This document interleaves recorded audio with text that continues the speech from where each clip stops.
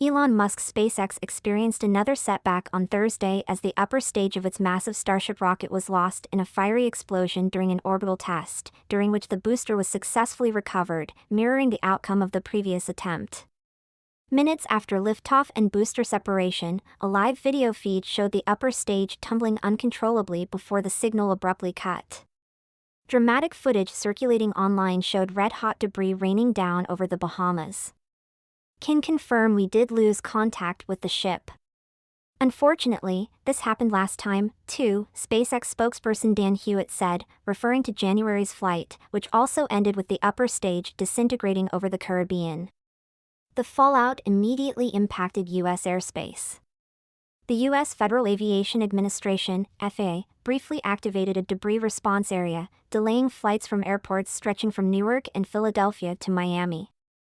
The agency confirmed SpaceX will be required to conduct an investigation before it can fly again. SpaceX said in a statement that an energetic event in the aft portion of Starship had resulted in the loss of several Raptor engines. This in turn led to, ultimately, a loss of communications with Starship, it said, adding there were no toxic materials present in the debris. "We will conduct a thorough investigation, in coordination with the FAA, and implement corrective actions."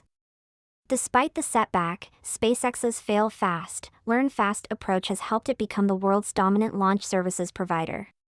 But Musk's status as one of President Donald Trump's closest advisors and his influence over federal regulators are raising concerns about potential conflicts of interest.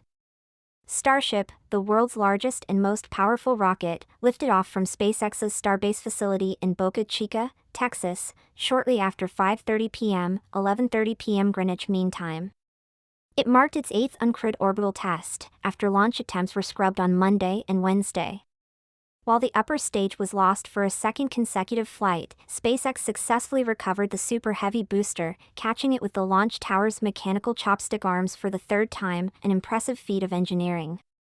About 40 minutes after launch, SpaceX ended its live stream, without providing further details. Standing 403 feet, 123 meters, tall, about 100 feet taller than the Statue of Liberty, Starship is designed to eventually be fully reusable and is key to Musk's long-term vision of colonizing Mars. NASA is also awaiting a modified version of Starship as a lunar lander for its Artemis program, which aims to return astronauts to the Moon this decade.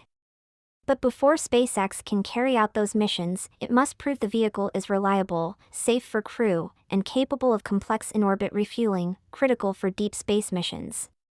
The FAA previously grounded Starship after its January 16 flight ended in an upper stage explosion.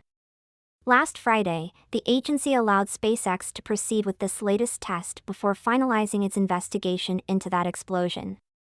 During Joe Biden's presidency, Musk frequently clashed with the FAA, accusing it of over-regulating SpaceX over safety and environmental concerns.